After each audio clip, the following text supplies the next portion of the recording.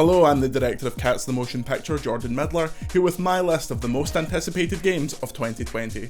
Now, it's only been the new year for about 5 seconds, and even I haven't found anything to complain about yet, so I thought we'd start things off on an optimistic note. Let's start with Cyberpunk 2077.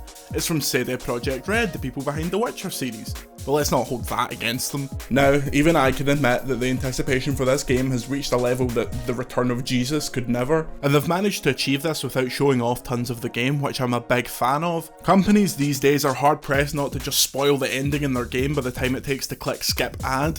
In Cyberpunk, you're a mercenary on the hunt for something that'll extend your life, a fool's errand if ever there was one, but it's the sprawling city and stories contained therein that has me excited. Keanu Reeves is in it, for some reason.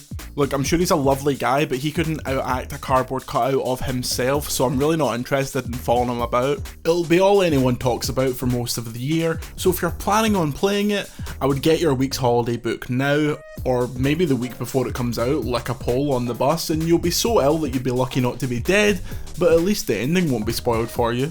I've got a soft spot for the Watch Dogs series, and not only because I enjoy watching dogs. The first game was a bit pish, but the second game was brilliant and actually made mostly good on the promise of those trailers from a billion years ago. Watch Dogs Legion is set in London and looks to tackle the state, surveillance and capitalism. Now, ignoring the inherent comedy of a billion-dollar publisher coming across all communist, the game does look great. You're tasked with recruiting people to your hacker mad squad, and you can literally pick anyone. Every NPC has unique traits that you can use to recruit them to DedSec. So you can recruit a guy that's a former MI6 agent that can sneak into places and has access to guns, or a robotics expert that was kicked out of school who can deal with all the drones that have went a bit machine gun-ish. You can even play as an old woman, which will please fans of watching old people break their hips, as if that's not all of us. It's going to be absolutely hilarious to see how Ubisoft skirt round the rotting political corpse that is the UK right now. There's so much that writers with an actual backbone could take on, the scope for satire is practically oven ready.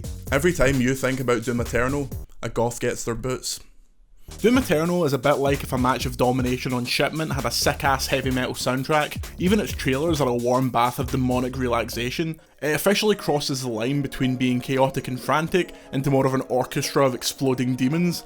To be honest, I literally can't remember what happened in the first one, apart from there was a guy called S. Hayden kicking about. So this game could literally be about taxation of trade routes and I've been none the wiser. It's a year of games that seem like they're going to take you a billion years to even get past the tutorial, so I'm well up for a concise exploration into what monsters look like with shotgun shells volleyed into the back of their heads. It also feels like there's a conversation between the developers that went a bit like, should we give them a grappling hook? It seems a bit broken. Aye, why not, who cares? Weirdly, even though I play games professionally, a lot of the time I find myself distracted by other things. Games have to be extremely engrossing for me to have that childlike sense of being gripped to the screen. Even the trailers for Doom Eternal have made me feel that way. I'll be lucky when the game comes out not to piss myself without noticing. Please be good. For the love of God, I don't think my heart could take it.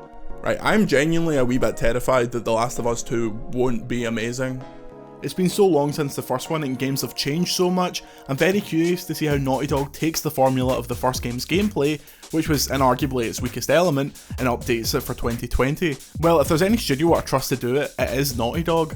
While it'll be 7 years for us, 5 years have passed for Ellie and Joel since their last adventure, and the state of the world has completely changed. Ellie is now our main character, she is assimilated into a new camp, and she's dealing with becoming an adult after the end of the world. What has happened between her and Joel is unknown, but if the trailers are anything to go by, their relationship is not as close as it once was.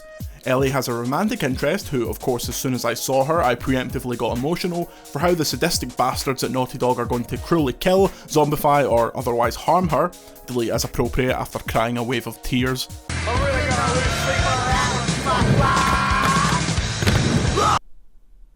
Ha ha ha ha ha. Still making this joke in 2020, Jordan? Damn, you got the whole squad laughing. So that's my list of the most anticipated games. I think number one for me would be The Last of Us 2, but I'm also really excited for games that I know nothing about, the smaller titles that come out of nowhere like The Outer Wilds. It's going to be a huge year for games. I mean, there's 2 new consoles coming out, so God knows what's going to happen there. But regardless of what happens, I'll be sitting in this chair complaining about it, or crying with happiness when they finally announce Skate 4. Either way, remember to subscribe to BBC The Social Gaming to catch all of that, and until next time, I'm Jordan Midler. See you later.